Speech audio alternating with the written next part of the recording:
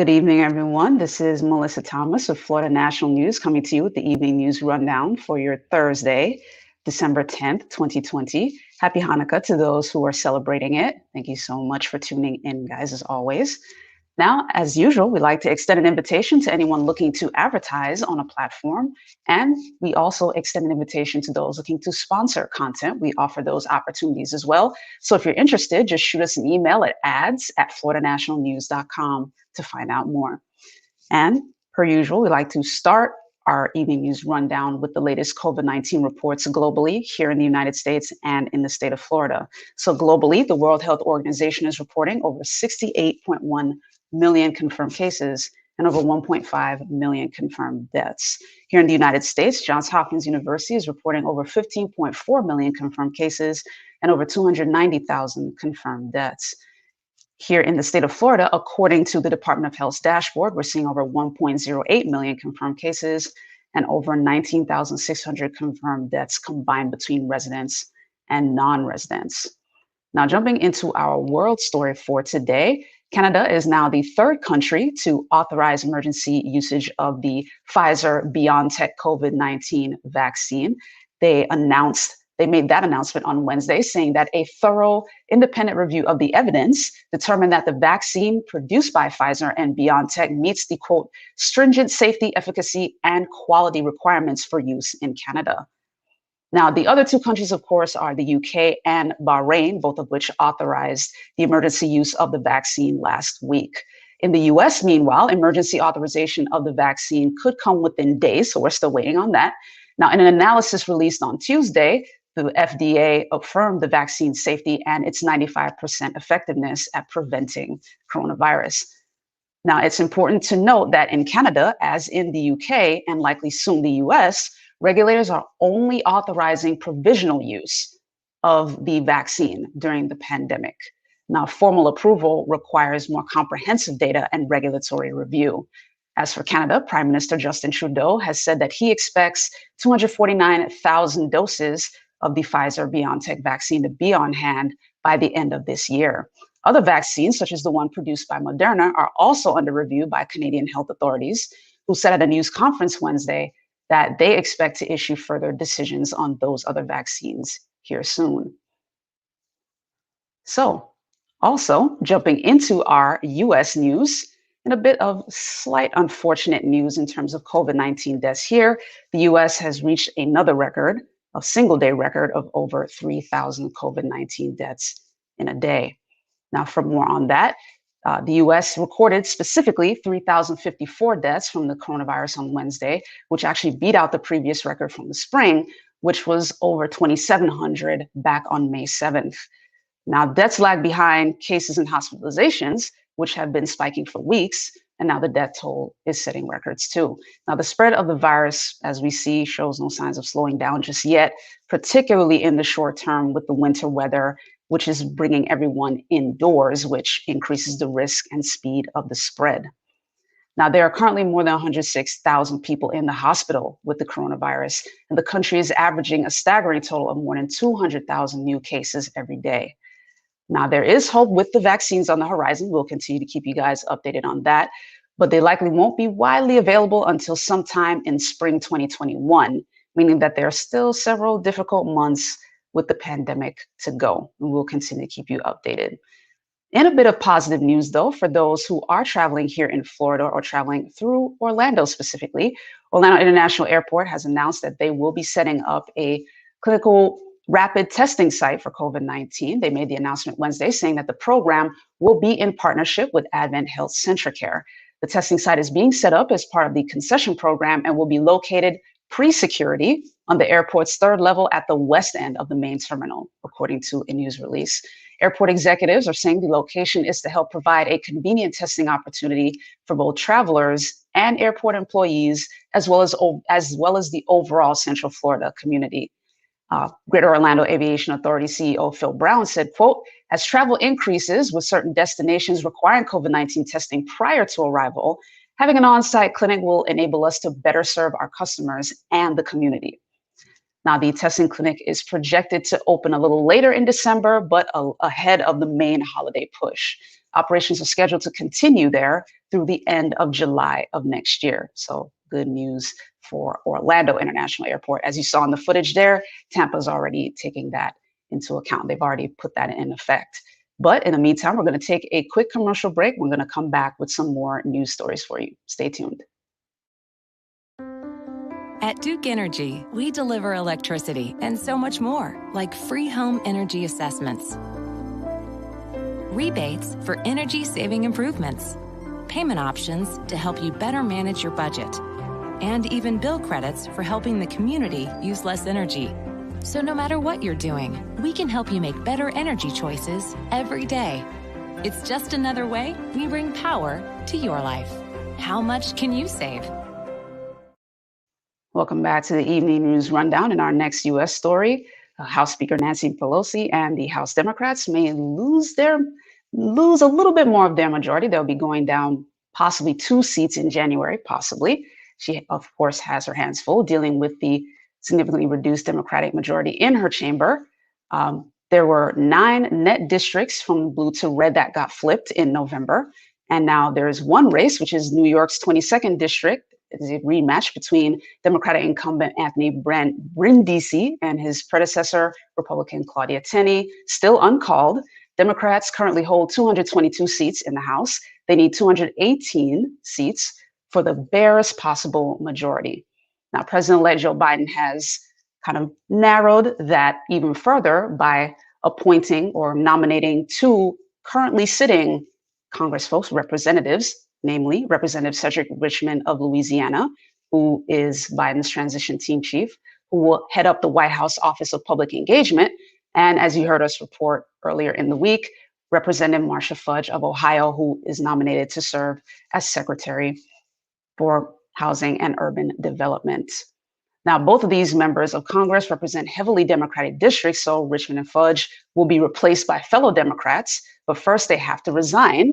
Richmond will do so right after Biden takes office in January, and Fudge, if she's confirmed by the Senate, she will go ahead and resign at that point. And the governors of their states will choose a date for a special election to fill those vacancies. Now, in the meantime, House Speaker Pelosi's majority in the Congress will be down to 2 or 3, depending on what happens in New York, seats. Now, that will give any 3 or 4 House Democrats who are inclined to lean the other way some serious leverage over their current caucus. So we'll continue to keep you guys updated on that as things progress politically. Now, House rules give the majority iron control over the floor proceedings, and House Speaker Pelosi has always been able to exert a mix of carrots and sticks, as the metaphor goes, to keep her caucus in line, but it's going to be too close for comfort. So this is going to be a very real race to pay attention to. And we here at Florida National News will continue to keep you updated. Now, jumping here to the state of Florida, you guys have been paying attention to the space race and the development of the Trump administration Space Force. Vice President Mike Pence was recently here, and he announced 2 military installations that will be the first to carry the Space Force moniker, namely the base that is Patrick Air Force Base and Cape Canaveral Air Space Station, both of which will now be known as the Patrick Space Force Base and the Cape Canaveral Space Force Station. Now, he spoke outside of Air Force Two, discussing the Space Force and the space accomplishments of the Trump administration. Much of the focus was placed on the Artemis missions to the moon and NASA's planned space launch system. NASA hopes to send astronauts back to the moon by 2024. Now, Patrick Base, which is south of Cape Canaveral in Brevard County, is one of 6 finalists to be command headquarters for the Space Force. So we'll continue to keep you guys updated on that as well. We're going to take another very quick commercial break, and we're going to come back with your business and your sports stories. So continue to stay tuned.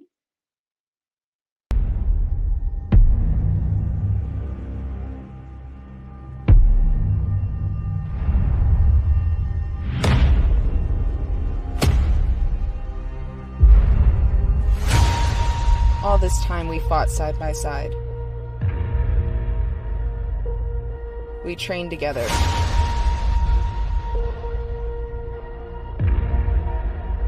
We lost together. And now, you're the only one standing in my way.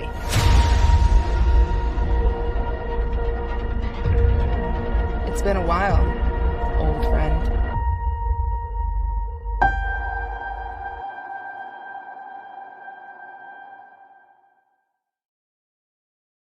Welcome back to the evening news rundown. And in our business story, you've likely heard Orange County Mayor Jerry Demings recently cracking down on businesses that have been violating the COVID-19 protocols, safety protocols. And now there are a couple of businesses that have been issued fines. Two specific Orange County businesses have been fined for failing to follow those protocols. Universal Hyundai and a restaurant and bar called Hong Fu are both facing $300 fines, according to Orange County. The businesses have two options. They can either pay the fine or go to court to contest the citation. If they contest the citation, the fine could go up to $500 with court costs. Now, they're the first two businesses to receive those fines after Orange County Mayor Jerry Demings announced last week his draft executive order that the county would begin issuing citations to businesses that are failing to enforce the mask mandate and social distancing. The county said another 8 businesses have already received warnings. Businesses that receive warnings have 14 days to get into compliance with the county's COVID-19 protocols. So a bit of a hefty fine there. Continue to stay safe, ladies and gentlemen. Now, jumping into our sports story, good news for Florida State. They were able to beat out Indiana in overtime in the ACC/Big Ten Challenge. So congratulations to FSU's basketball team for getting that win. Indiana did a great job of keeping Florida State's 5-star freshman Scotty Barnes in check for most of Wednesday night. But when the Seminoles needed him the most, he came through with a 69-67 overtime victory. Now, Barnes, who's a 6'9" point guard from West Palm Beach, Florida, made his first college three-pointer to tie the game at 65-65 with just 3 minutes left in overtime, and then drove the length of the court to hit the game winner with 2 seconds to go in overtime. So congratulations for them. Now, a half-court heave at the buzzer by Indiana's Al Durham drifted just a little bit left. That might have kept the game going a little bit longer. But for Indiana, that was a tough loss to swallow. They are now at 3-2. They were playing its 4th straight top 50 team. Florida State, ranked number 20 this week in the Associated Press poll, now moves to 2-0. So congratulations to FSU on the big win there. Now we're going to take a final commercial break. And since it is Thursday, we will be back with the lovely Jamesia Stoudemire with your entertainment 4 for 4. So stay tuned. I'm not picking it up. You pick it up. I'm not picking it up. Well, somebody's got to pick it up. I'll pick it up. They're clean. 'Cause my honey's clean. Oh yeah, I'm Charmin clean. That's how I know they're clean. Charmin Ultra Strong is woven like a washcloth and just cleans better. Yeah, I'm Charmin The clean. kid does have a That's point. My honey's clean. Enjoy the go with Charmin. And for an extra clean finish, try Charmin Flushable Wipes. Welcome back to the evening news rundown. As I mentioned, it is Thursday, so Jamesia Stoudemire is on board with the entertainment 4 for 4. So without further ado, we will bring her on in. How's it going, Jamesia? It is doing very well. I am all the way in the Midwest now of Missouri, so I'm not reporting live from LA, but that is my home base. And I am glad to be back with some cool entertainment 4 for 4 topics. Awesome. Hey guys, how are you doing? This is Jamesia Stoudemire here live with you all the way from Warrensburg, Missouri. And we have the entertainment 4 for 4 for you today. So we're going to get it started off with number 1. Darnella Frazier gets Courage Award for recording the George Floyd's death. This past Tuesday, the annual virtual PIN, well, it was the first time virtual due to COVID, but the PIN Awards took place. The PIN Awards has been around since 1922 after the Cold War, and it is comprised of writers, journalists, creatives, a large, over, I believe it's 77,000 different members. And they encourage all these people to be courage, outgoing, and the freedom of speech. And recently this past Tuesday, Spike Lee, director, presented Darnella Frazier with the Courage Award for her bravery and courage to to record 10 minutes of the George Floyd's death. And this is a video that many of us have all seen. And this video sparked change across the world. I'm going to take a quick break, and we're going to actually start with this video of Spike Lee praising Darnella for her courage. My sister, I commend you, and you deserve this award. So that was Spike Lee just saying that Darnella deserved this award, especially because this video, as we all know, with George Floyd's death, it has changed. It has actually sparked change around the world. People went to the streets worldwide, and within the United States, 20 states have done police reform due to this video and just the uncovering of George Floyd's death.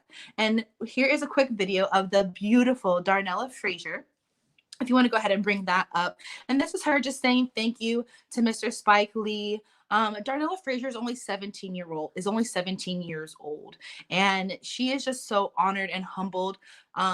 It did say in the article that I read from TMZ that she did have to suffer her own consequences, as she has dealt with mental health after witnessing the death of George Floyd and just the impact that it took on her life. She actually just happened to be she was with her younger cousin, taking her to the store, and was a witness of this that horrific murder that took place.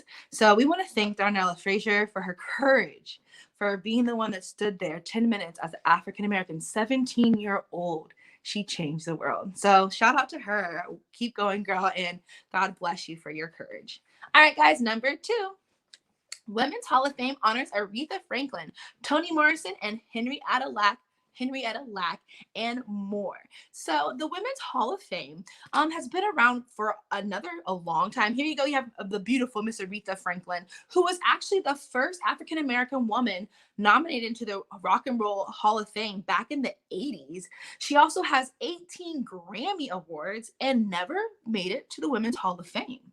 Well, the Women's Hall of Fame, and honestly, thank you to Darnella Frazier, are trying to correct their lack of diversity of these beautiful women. So coming up soon, there'll be several series of women being inducted into the Women's Hall of Fame, from these beautiful women here to also Latinx, LGBTQ community, Asians, and many more women, because the honorees, they just lack diversity. And actually, if I could read for you really quick, it said the virtual inductions to correct their lack, and this is what it said actually in the article, to correct their lack of diversity. So they're recognizing that, and they're going to be inducting in all these beautiful, diverse women to give them their props. So Aretha Franklin, Toni Morrison is actually an author, Henrietta Lack, which actually had a book, as well as I believe it was a 2017 HBO film about her story, which Henrietta Lack, the Hella Cell, Henrietta Lack had cancer, and while under anesthesia, unconscious, under the medicine, they took a biopsy of her cells. And that is how today we are able to have all the cancer research that they had. And they did this without her permission. So she's getting inducted into the Women's Hall of Fame. So I just want to give them a round of applause for accepting the lack of what they had and their courage to change it. So congratulations to all those amazing women. Many of them have already passed away, and we wish them all rest in peace, and I hope that they're smiling down from heaven. All right, guys, let's go on to number 3. The National Museum of African American Music to open in Nashville, Tennessee. Alrighty, guys. So Nashville, Tennessee, of course, is sold all the way. And this beautiful building right here will be the new building for the National Museum of African American Music. And they will be highlighting several diverse African American artists, as you see in this video. And this has actually been under construction for over 20 years, although the CEO and president, H. Beecher Hicks III, they have been preparing for this for way longer than before that. And they are just extremely excited. This venue is actually going to have a socially distanced ribbon cutting that will take place on January 18th. Then on January 23rd and 24th, members only will have the opportunity to do private tours, and then it will officially open to the public on January 30th. And of course, due to COVID-19, that is why this process took a little bit longer than what they anticipated. And so with the public opening, they will have a limited capacity, but they cannot wait to welcome everyone from around the world to just to see the amazing things of the African American music world. So congratulations to them, and I can't wait to go. I mean, being in the entertainment industry, it's definitely an honor to see this new museum be added to the many that we have. All right, guys, and number 4, one of my favorites. Okay, who remembers Karate Kid? Anyone? Anyone? You all have to. That amazing kick, the roundhouse where he knocked out the guy. Well, guess what? They have a brand new series. Now, it's not necessarily like a reborn of the series, but what they've done is actually, and let me make sure I get their names right, Johnny, who is played by William Zabaka, and Daniel, who's played by Ralph Macchio. They are both the original actors from the original Karate Kid. So they are in this movie this series, along with John Creasy, who is Martin Corky, who was the coach of Johnny in the original Karate Kid. So, or the Karate Kid series, of course.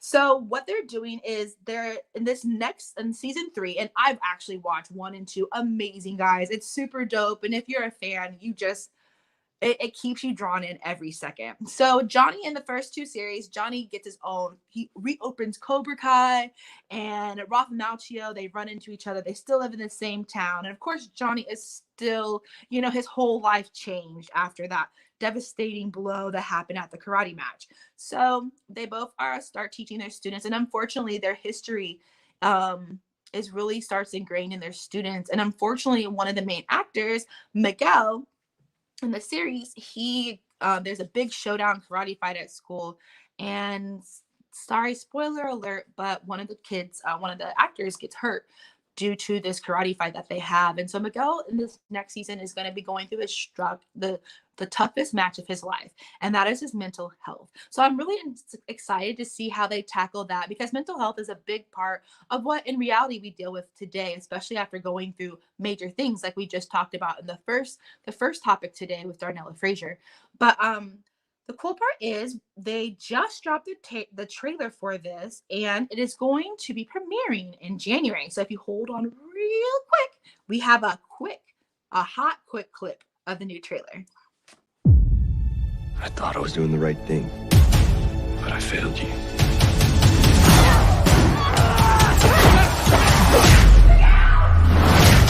The truth is, you got sauce, and we paid the price. You want Cobra Kai? It's yours. Oh my. So that's the first time I saw the trailer. So as you guys saw right there, it opened up on Johnny.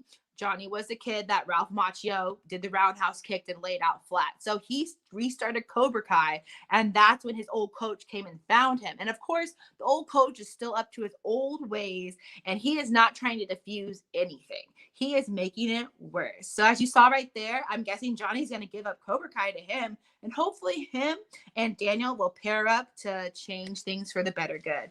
But if you guys, again, check this out. It originally started, the first 2 seasons were on YouTube Red, but now it is officially all on Netflix. So make sure you guys catch up now over December and be prepared for that season premiere in January. So you guys, thank you again. This is Jamesia Stedemeyer with your Entertainment 444. If you guys want to follow me, you can check me out on Instagram at THE_ENT_MOGUL. Melissa, back over to you. Awesome. Thank you as always, Jamesia. Always a pleasure to have you on. And I am equally excited for that trailer. That trailer looked amazing. You guys, make So sure yeah, you guys are out there. There is a little bit longer. We only did a small snippet for you guys, but just a little tease. yeah, no, you guys check it out. And I binge watched the whole thing for like a month. Wow. Yeah, it's really good. And as Johnny likes to say, it's bad A. So as long as it's that, then it's good to go. So I'm excited as well. Awesome. Always a pleasure to have you, Jamesia. See you next time. Take care. See you guys soon. Bye. All right. That does it here for us at the EV News Rundown, guys. Thank you so much for tuning in. As always, be sure to like, share, follow, subscribe, all that fun stuff. You can find us at Florida National News on Facebook, YouTube, and Instagram. And on YouTube, also be sure to click the little bell icon so you can get all the notifications for all of our shows. In the meantime, have a great rest of your Thursday evening. Continue to stay safe. Continue to keep in touch with your loved ones, particularly over this holiday season, especially as things are distant and different for this holiday season. But we continue to urge you guys to stay safe. Take care. Have a great one.